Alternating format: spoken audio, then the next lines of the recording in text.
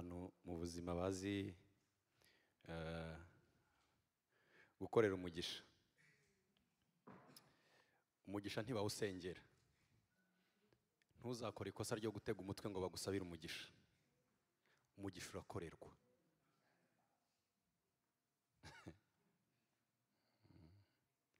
Nta mugisha basengera. Nta mugisha basengera.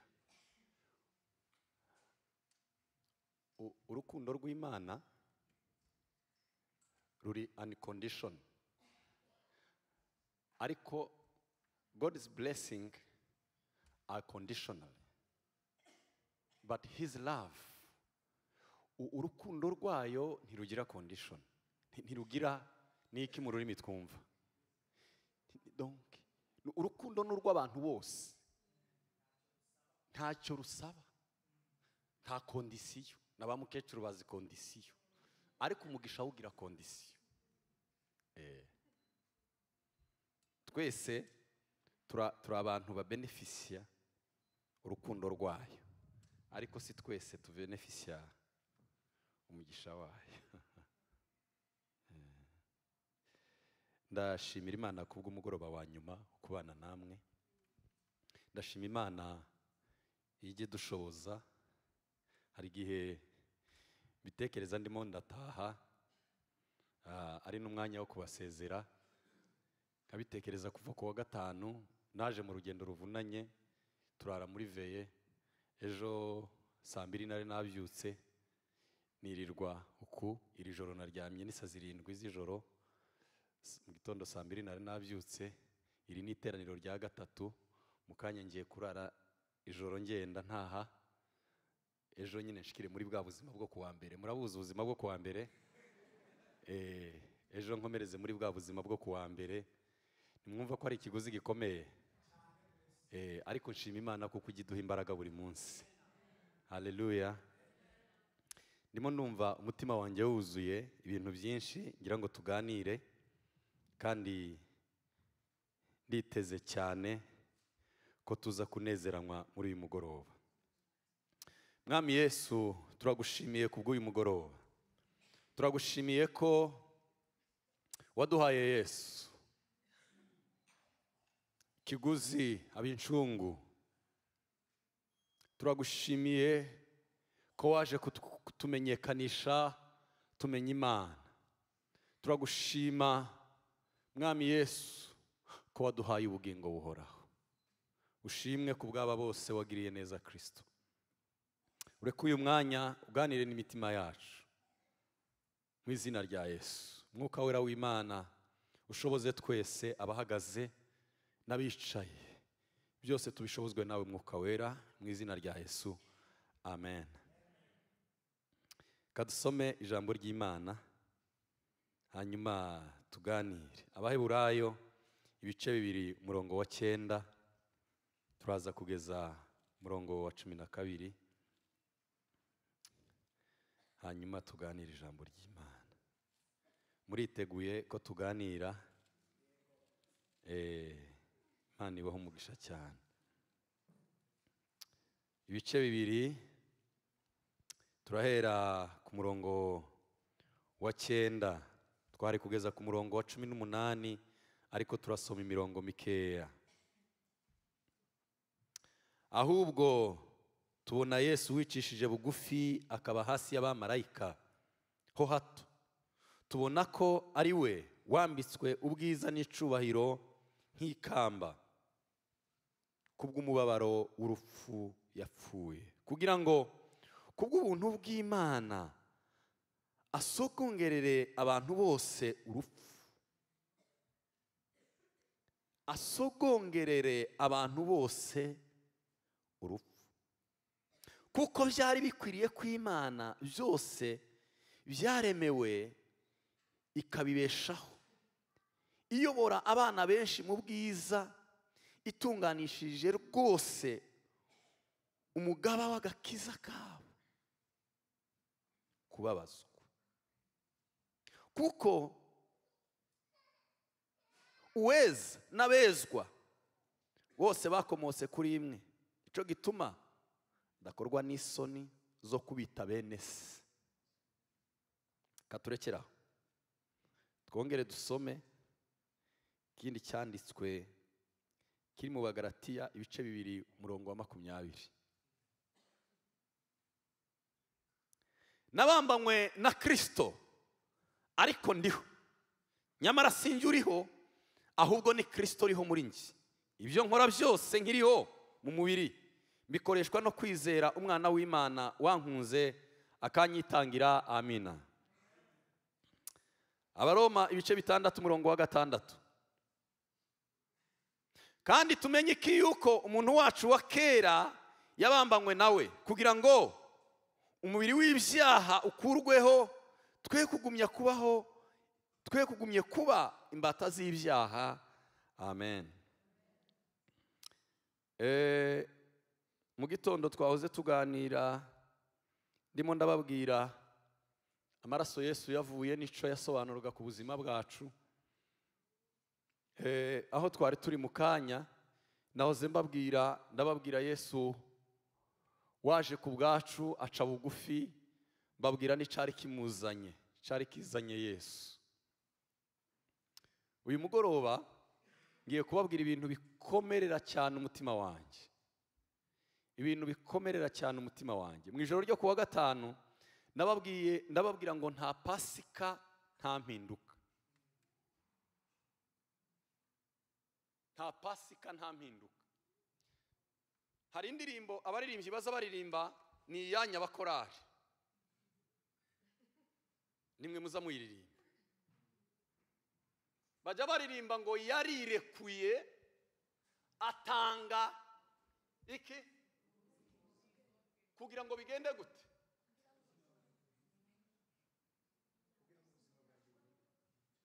Iyo ndirimbo naho niho itangirira, ni naho niho irangirira.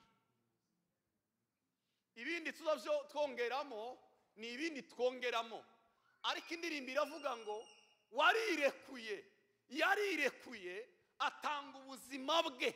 Kandi impamvu yo gutanga ubuzima bwe ni ukugira ngo ubwanjye buhinduke.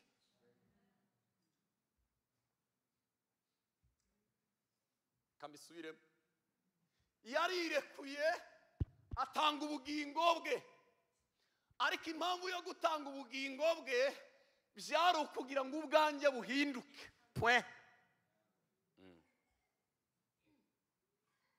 Kambisubiremo bwa nyuma, yarirekuye Yesu arirekura. Nahoze mbabwira abo twari kumwe mu kanya, ndababwira ngo kuza kwa Yesu ino byamusabye kumanuka 6. Yabonye ko kubana n'Imana atari ikintu cyo kugumana, ngo yemera kumanuka, aramanuka. Camuzanye ntiyagitaye mu nzira, aramanuka. Yemera gusiga ijuru, yemera kuba umuntu, yemera kwambara ubusa, yemera kuba imbata, yemera kuba umugaragu w'imbata, yemera no gupfa, ndetse afurufurwa ibivume. Kandi byari ukugira ngo n'abafuye urwo rupfu nabo babashe gucungurwa. Ubuhemu bukomeye bubaho mu buzima, ubuhemu bwa mbere bubaho mu buzima ni ukwiyimica abandi batoguha. Yego, ubuhemu bwa mbere bubaho mu buzima ni ukwiyimica. Pastor nkubwiye ngo hari ikintu ngushakaho ukakinyima, noza nicara mvuga ngo ariko Pastor warampemukiye. Twebwe iwacu abagabo bazakwita agatoki ku kandi, siko bazabagira. Umuntu akavuga ngo umugabo, nguriya mugabo yagize gute? Yarahemutse. Ariko guhemuka gukomeye ni ukwiyima ico wari kwiha, icundi muntu atoguha. Nza mbivuga muri sanse nyinshi. Nza mbikorera liste. Ivyo undi mugabo atazonkorera niki? Nza nkora liste. Kavuga ngo icundi mugabo atonkorera niki? Icundi mugabo atonkorera ntiyo mfukamira. Icundi mugabo atonkorera ntiyo shakira Yesu. Oya. Iyo utabikoze uzoza ukubita agatoki ku kandi uvuge ngo ndi umuhemu narihemukiye kuko nananiwe kwihereza icundi mugabo atomba nubona uretse gusenga nubona uretse gupfukama ngo usengere urugo rwawe jya ukubita agatoki ku kandi uri bihemu warihemukiye nubona ntushaka Yesu ntukagira ngo hari undi mugabo zo abantu basigaye batanga bakavuga ngo genda uje kumshakira Yesu uzoza ukubita agatoki ku kandi uvuge ngo ndi umuhemu niyimye icundi muntu mu buzima atonshakira atompereza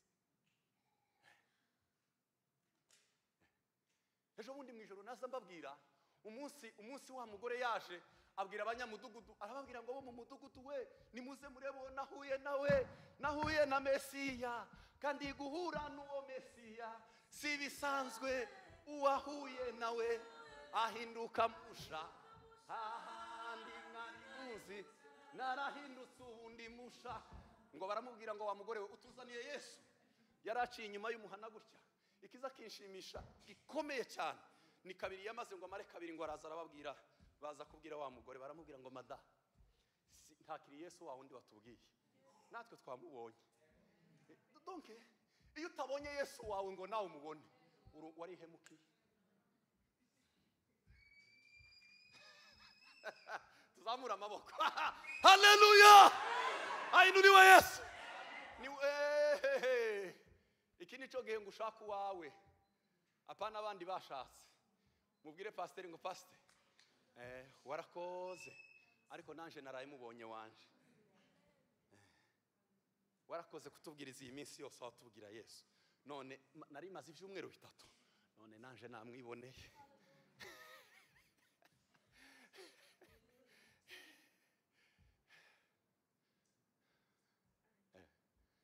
nibwo buhemu bwa mbere bukomeye ku isi nuko iyi mico undi atazaguha hari umugisha umwe nabo nye munsi y'ijuru wonyine uticuzwa nukumenya umwana w'Imana no kumenywa nawe niwo mugisha umwe wenyine mwisi utazawicuzwa nukumenya umwana w'Imana no kumenywa nawe niwo mugisha wenyine mwisi ubaho utazawicuzwa umwe gusa umugisha umwe nabonye munsi y'ijuru utajya wicuzwa umwe wonyine nukumenya umwana w'Imana no kumenywa nawe ayi wowe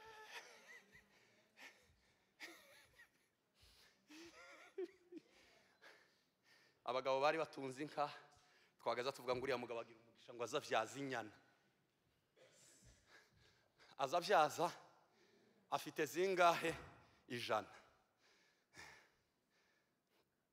ziri ntazo ibyara umugisha byahindutse agahinda hari umugisha umwe nabonye munsi y'ijuru wonyine uticuzwa nukumenya umwana w'Imana nabyukuri ndetse no kumenywa niwo mugisha wenyine utazawicuza ngo nugerere imbere ngo uzovuge ngo ndicujije umwe wenyine utazugutera agahinda uzugira umugisha ngo wabyaye abana bwaca bakakubera ibirara agahinda kakakwica yego ukagira ifaranga bwaca mukazipfa inizino ino ko barazipfa ukagutunga ifaranga bwaca mukazipfa n'umugore umugisha umwe wonyine utazawicuzwa nukumenya umwana w'Imana umwe wonyine gusa umuntu atazagera ngo nugerere imbere uzovuge ngo yonja kubimenya niwe gusa umwe wenyine nukumenya umwana w'Imana ndetse no kumenywa nawe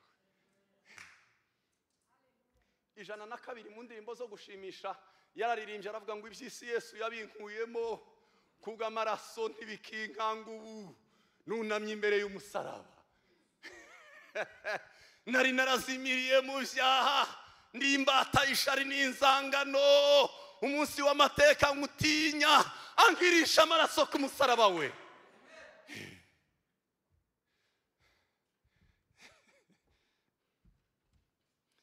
se turi kumwe ba twozavuga ngo amen tukazamura ibiganza tuvuge cyane ngo haleluya tongere haleluya ainuriwe Yesu nari nazimiriye mu byaha ndimbata ishari n'inzangano nje nari mbata mu mudendezo njyewe nari impumyi arampumura, njyewe nari intumbi maze aranzura. Nimwumva ayo mahoro Yesu yampaye. Reka mbabwire aya makuru kandi ntabwo ntinda mutaza kundambirwa, ariko mwumva amakuru ngiye kubabwira. Mu gitabo cy'Abaheburayo, abize teoloji mumenye uwacanditse, njyewe simuzi kuko njyewe sindiga teoloji. Wanditse igitabo cy'Abaheburayo yavuze icyo Yesu yakoze agikoreye mwene muntu kugira ngo mwene muntu yongere gusubizwa ishusho y'ubumana. Ego mu Bafilipi Pawulo we yaranditse ku bice bibiri, niho naza mvuga. Yanditse arimo aravuga ukuntu Imana yemeye kwiyambura ubumana ngo ibashe kumanuka igusingire iri yepfo wabaga kugira ngo iguhereze gukiranuka. Narababwiye ngo Imana yambaye icyo twari dufite kugira ngo iduhereze icyo yari ifite. Twebwe twari dufite ugukiranirwa, aba ariko yambara kugira ngo iduhereze ugukiranuka kwayo. Ego ariko dore icyo yakoze mwene Mana. Yabigenje ate kugira ngo dusubize ubwo bwiza bw'ubumana? Byagenze gute kugira ngo mwene Mana, dore icya mbere yanditse mu Baheburayo yaravuze ngo yemeye kujya hasi y'abamarayika, kandi abamarayika aribo bahoraga bamuramya. Ariko aravuga ngo kugira ngo uzosingire mwene muntu, reka mbanze manuke hasi y'abamarayika. Niko twasomye mu Baheburayo. Ni bitanu gusa nibyo ndi buvuge. Nimara kubabwira bitanu, ndababwira urupfu rwa Yesu Kristo. Yapfuye wenyine kandi ni ikosa. Mana we, kampere kuri ibi bitanu nico yanditse. Aravuga ngo icya mbere mwene Mana yakoze kugira ngo abashe aguhereze ukuboko kubwire ngo ngwinube mwene Mana, byamusabye ngo kujya hasi y'abamarayika. Abamarayika bakaza baza kumusutena, kumuhereza imbaraga, ariko yarabaga hejuru yabo. Ngo aravuga ngo reka nje hasi y'abamarayika, nubwo aribo bahora bandamye, ariko ndajya hasi y'abamarayika kugira ngo umuntu mbashe kongera kumukurura muzane mugeze aho Imana ishaka. Icya kabiri yemeye kubabazwa, ari Imana ishobora byose. Abo waremye barakubabaje, abo yaremye bamugira ububasha bakazabamo ari we wabaremye. Ibyo yiremeye wenyine bakaza bafata bya bindi twaza tuvuga mu gitondo. Toka ninde wabaremye? We muza ko muragira ngo yaza ashaka iki? Bamugizeho imbaraga, ari Imana ishobora byose. Aravuga ngo Yesaya yaranditse ngo yabashe kuba hambo, niki yabashe koroha ngo amera nk'intama bajyanye kubaga. Siko birivuga ngo amera nk'intama yari ijyanye mu ibagiro, acecekera imbere ngo bayike y'intama, ukuntu izicecekera imbere y'ababayike mu rubwoya, niko nawe yari ameze. Kandi abo bamugizeho ubwo bubasha nabo yaremye.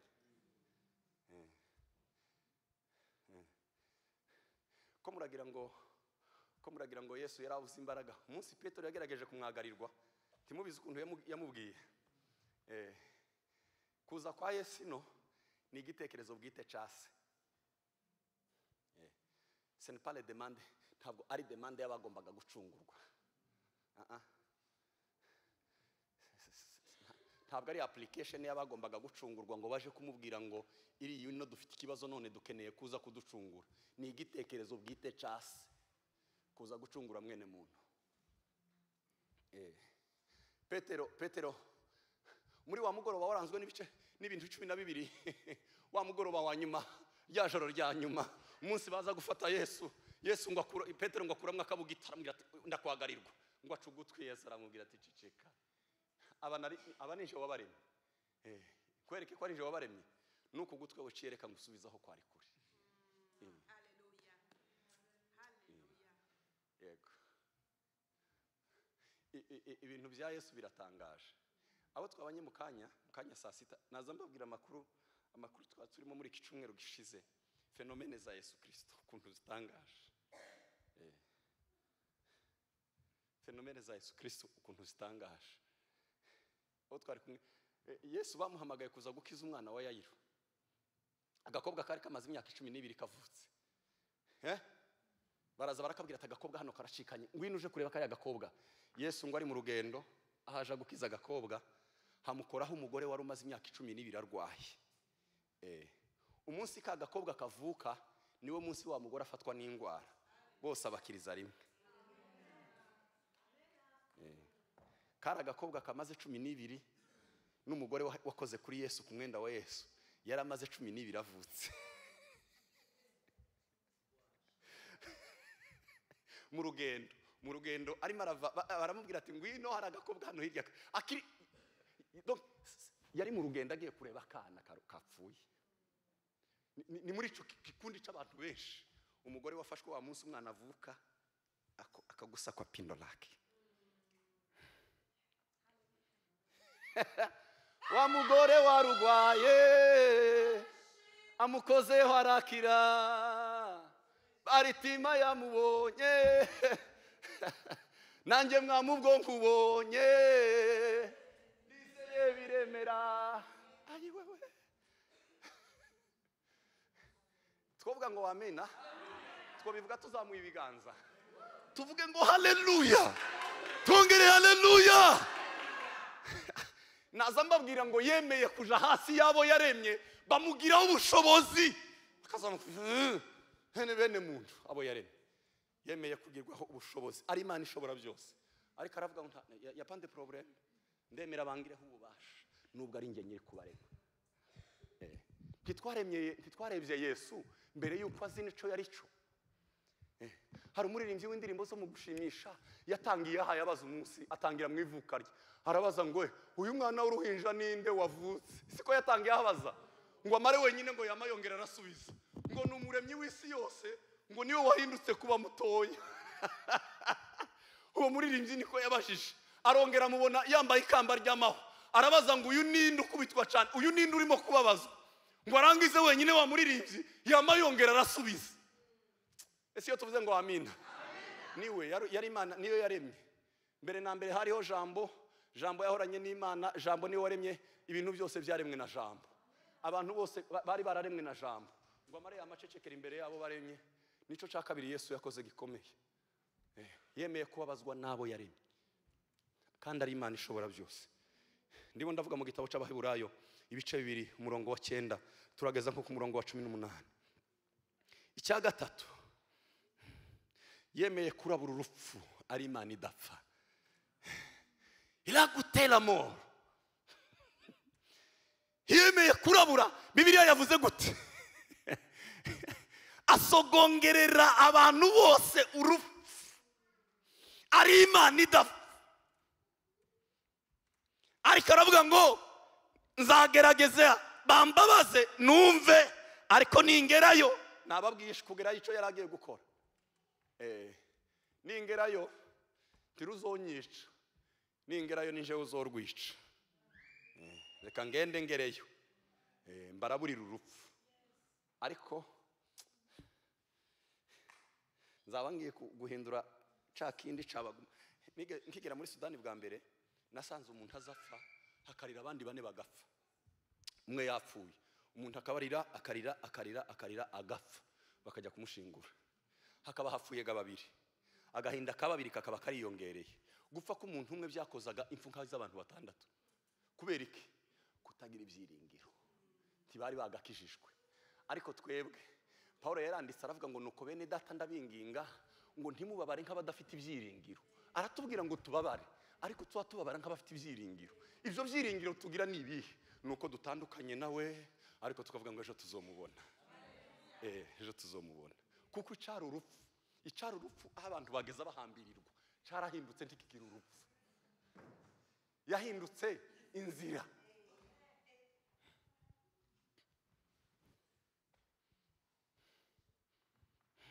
Cyo ca gatatu, yemeye gusogongera urupfu. Cya kane, ko ndihuta.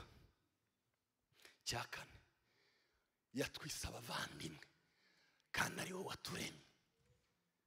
Aravuga ngo mwebwe muri abavandimwe, ntabwo nkibita ntimuri abagaragu, ahubwo muri abavandimwe. Nico yanditse naza mbabwira, aravuga ngo uko abavandimwe, uko abana bahuje amaraso n'ababyeyi babo, namwe niko duhuje amaraso namwe. Muri ba petit frère, je ndi grand frère, namwe muri ba petit frère. kandi dusangiye amaraso. Iyo ndi kwigisha ku kiriyo za nkunda kubwira bene wacu n'abandi benshi bapfushije, turimo twibaza ngo nukubera iki abantu baza bapfa, kubera iki abantu baza bapfa. Impamvu dupfa nuko dufite umurage utabora twa Imana yadusezeranyije, umurage utabora. Kandi kugira ngo tubone uwo murage utabora nuko tubanza kwambura ibibora, kuko ibibora ntivyaragwa ibitabora. Umurage Imana itubikiye n'utabora, ariko iki twambaye ni ikibora. Bijya bidusaba kuzobanza kwiyambura iki kibora kugira ngo tuzajye guhabwa umurage w'ibitabora twambaye ibitabora. Mana we, ivyo ukunda ku murage Yesu yadusigiye tuzawakira tukicambaye ibibora. Biradusaba kuzabanza gukuraho ibi bibora tukambara ibitabora, noneho tukazahabwa umurage w'ibitabora, natwe turi abatabora.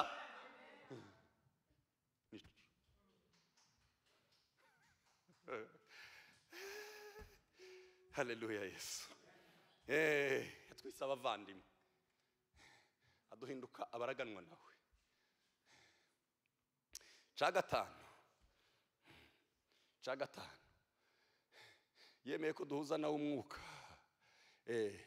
Imana umwuka yemera kuba umubiri.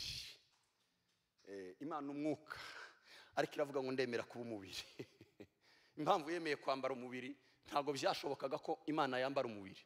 Ubundi Imana na shitani ni umwuka. Imana na shitani ni umwuka.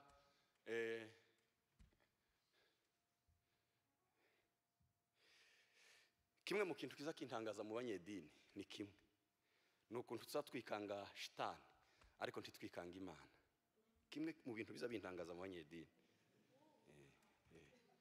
nukuntu tuzatwikanga shitani ariko tutarikanga, kuko shitani ni umwuka. Ariko iyo hari ikintu cadukanze tuzatuci, kubera iki tuzi kumaterializa shitani ariko tutazatumaterializa Imana. Iki ni ikintu mpora nibaza ku barokore. Kuki tutazi kugira Imana ikintu gifatika ariko buri gihe shitani niba yabaye gifatika? C'est la question que je demande souvent. Kubera iki mu byumbi wacu habayo shitani? Iyo hari mu kizima mu cumbi wawe hakaba hari ikintu wumvishe kiyakigendagenda, ni shitani. Iyo shitani tuba tuyikura hehe? Iyo yayigendagenda titwumve ko ari Imana yayigendagenda. Iyo shitani mwebwe mwayikuye, mwebwe muzamu. Kubera iki tuzi ko materialize shitani? Pourquoi? Nyumvire abanyedini, kuki utazumva ko ari Imana iri aho hantu? Kubera iki shitani ariyo yogenda iwawe? Kubera iki ari shitani irimo kuhagendagenda?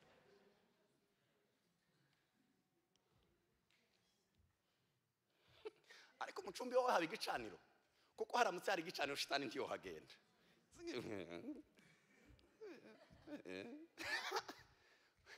Ahantu naraye mfukamye sinotekereza ko ari shitani yahaje.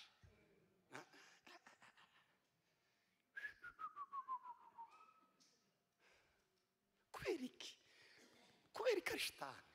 Kuki twumva ko Imana iyo yogendagenda? Ko bomba ari umwuka, none shitani iyo yavuye kiri yavuye, kuki tuzi kumva shitani? Ariko iyo Mana y'umwuka ntaho twigeze kubona shitani yambaye umubiri, ariko Imana twayibona ibana natwe yambara umubiri.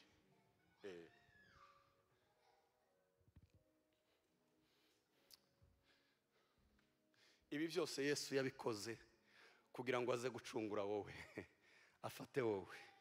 Kandi ikintu kimwe kiza kinshimisha gikomeye, kimwe gikomeye, hari igihe abantu baza biha ama credit bayiwarashe kubwo gukiranuka kwawe.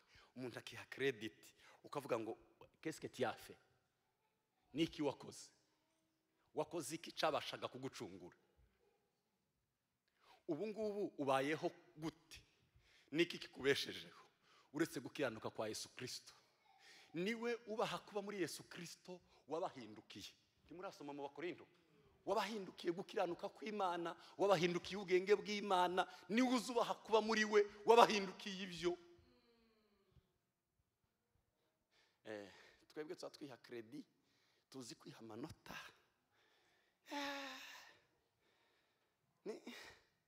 Niki Yesu yakoze twagombaga gusangira nawe kuri Pasika mu rupfu rwe. Nivyo ngiye kubabwira. Nabwo ngiye kubabwira ibindi bintu birindwi. Nishaka ndarekera. Biraba bigikunze wa? Ndagira ngo nije waje kure.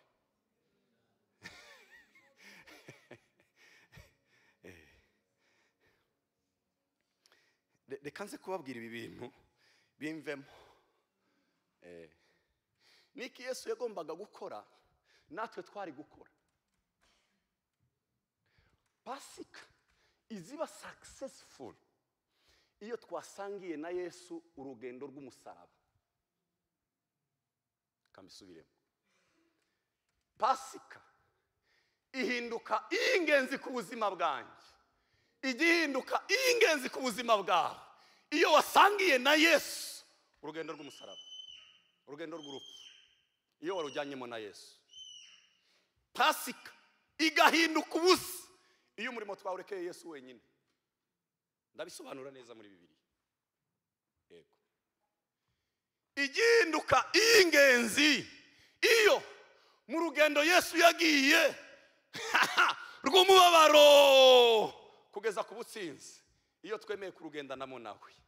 Ariko iyo nahagaze nkavuga ngo reka Yesu agende wenyine, nico ntacyo Pasika imaze, ntacyo kuzogeza umunsi uzemera kugenda nawe muri uru rugendo. Ndababwira ibintu birindwi tugomba kugendanamo na Yesu. Yego. Ibintu birindwi tugomba kugendanamo na Yesu. Icambere ni ukwemera gupfana nawe. Yego. Abanyedini twararese Yesu apfa wenyine. Kwemera gupfana nawe. Yego. Pasika izigira akamaro iyo atari Yesu wenyine wapfuye. Noneho bigenze gute natwe dupfe? Aya makuru ko abaye ikindi kibazo. Ntabwo bizakunda. Umva ico birivuga. Bibiliya iravuga gute mu Bagalatiya? Haravuga ngo nabambanywe nawe. Ni wowe wenyine wabambwe. Kubera ko twaretse Yesu abambwa wenyine. Voilà. Naho rero urubanza ruzarutangirira. Biza bitangira mu kureka Yesu akabambwa wenyine. Abakorari baza baririmba ngo yarabambwe tugira gute? Muzoza muvuga ngo yarabambwe natwe turabambwa. Nico cambere. Nabambanywe nawe.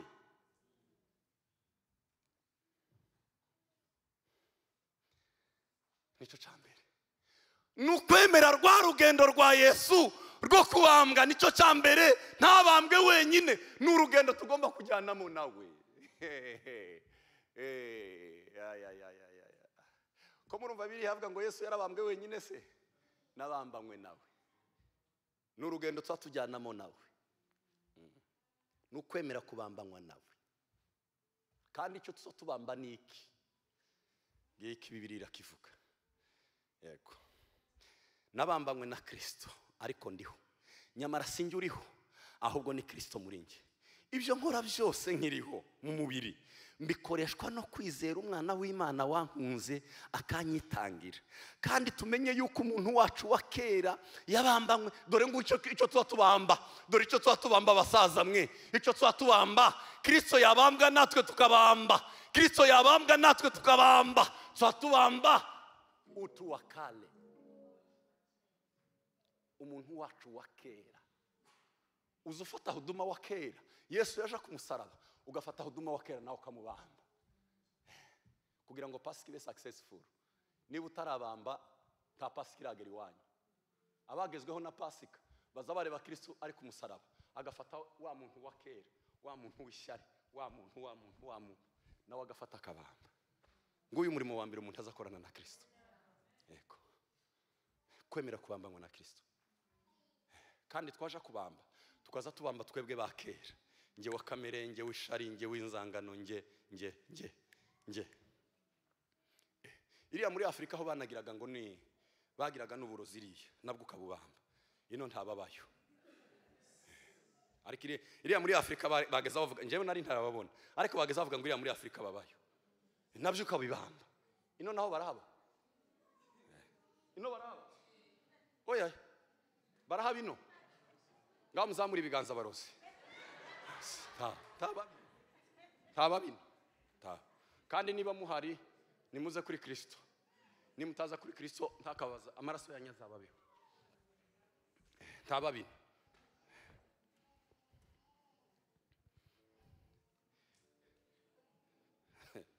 Ese twavuga ngo amina?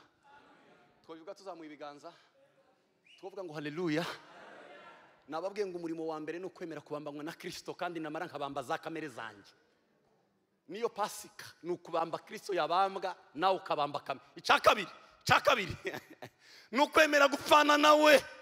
Yapfuye ku musaraba, amaze kuva ku musaraba arapfa. Umva icyo birivuga. Urwo rufu yapfuye yarupfuye rimwe risa kubw'ibyaha, ariko ubwo ariho kubw'Imana. Aba ariko namwe mwiyumva kuko mwapfuye. Umva icyo nkunda, amaze gupfa niwe wapfuye. Aba ariko namwe mwumva yuko mwapfuye. Kubera iki twaretse Yesu arapfa? Twebwe turacahangaraye, umuntu aracama avuga ngo twebwe. Wowe nturapfa? Wowe nturapfa?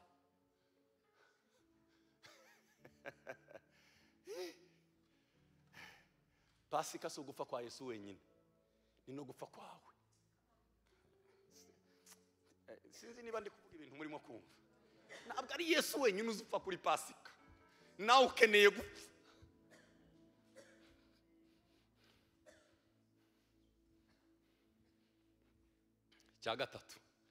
Icya gatatu nkunda Bibiliya ni uguhambanywa nawe. Guhambwa, avuye ku musaraba arapfuye, ubwo amaze gupfa akeneye guhambwa, kandi ni njyewe ubambanywa nawe, ni njyewe upfana nawe, ni njyewe uhambanywa nawe. Cya gatatu, kwemera guhambanywa na Kristo. Abaroma ibice 6:4 haravuga ngo kubw'umubatizo twahambanywe nawe. Kubw'umubatizo twahambanywe nawe. Nanjye narahambwe. Yo. Ningaruka nzobigisha amahame yo gukura. Amahame yo gukura. Amahame yo gukura agera muri 5. Muri Luka ibice 2:52. Ariko ni munyitabe ngo ame. Twongere kandi haleluya. Ese mwebwe mwari mwagerageza kureba umugondoro uri kumena ubutaka? Abantu abakuriye ino ntibaza umugondoro. Mwebwe mwari mwagerageza kureba umugondoro basaza? Mwabonye umugondoro? Ese imbaraga uriya mugondoro ugira imbaraga zingana gute zimena ubutaka? Nta wabimenya. Ikintu kitazwi n'abasaza muhebe. Wewe mugikomeye hari uwigeze gukubita inguma mu butaka ngo ubutaka bumuhinzira? None ni gute ubutaka buzaho bisa umugondoro? Ibyo tuzobimenya. Ukuntu ubutaka buza bubisa bukabisa umugondoro uri very soft.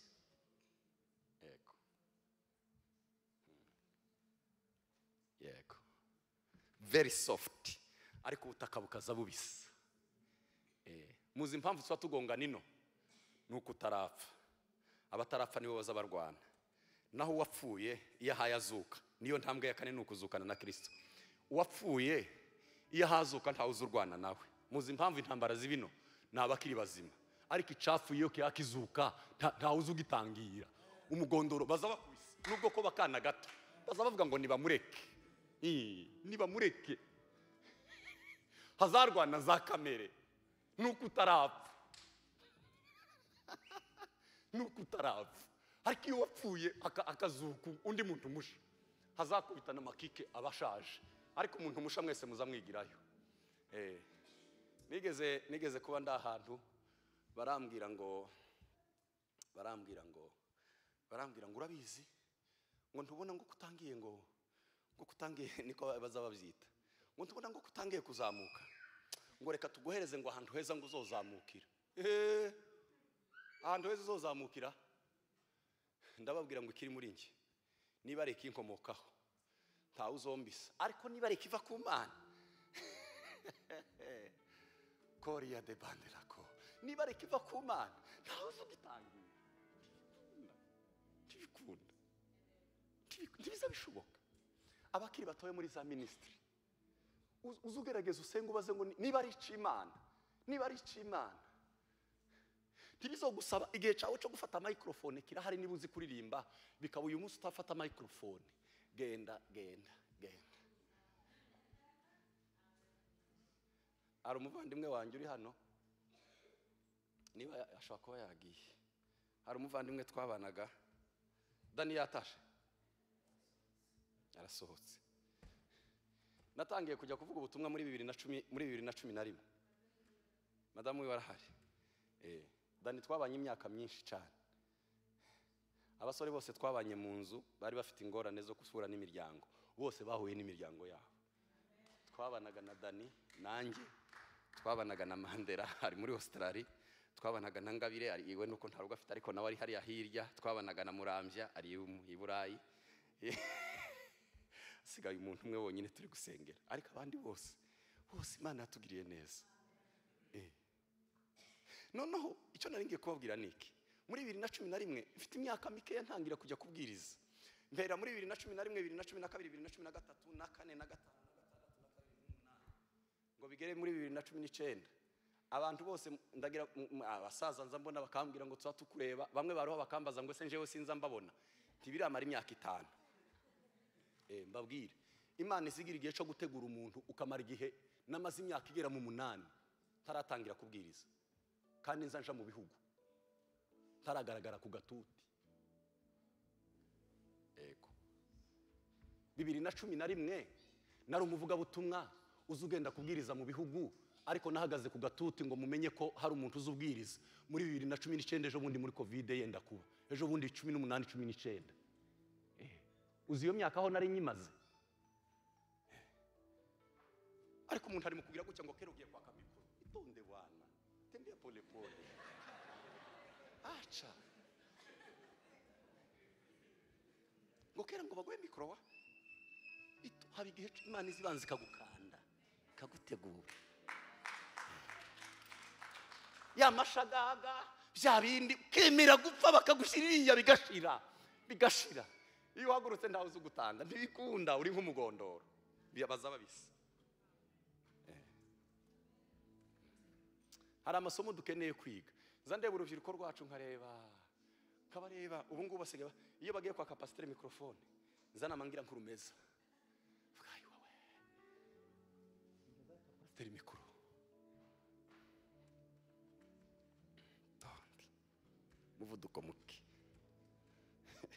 Hari umugabo w'inshuti yanjye wabivuze neza, aravuga ngo iki uje kutubwira ubwenge ufite kapasite intellectuelle yawe ingana, uje kutubwira ngo ngira ubwenge buke yacangwa bwinshi. Iki iyo abantu bicaye hano ukirukankira microphone uje kutubwira ubwenge bwawe uko bungana, tonderekana nibi ngibi. Nabuze umunsi nzogira commentaire uretse umwanya wo kubwiriza. Tumenye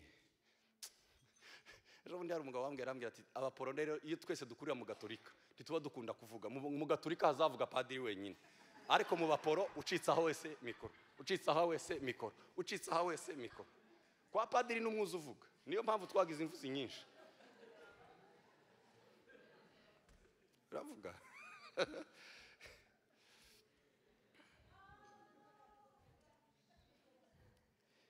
twavuga ngo amina.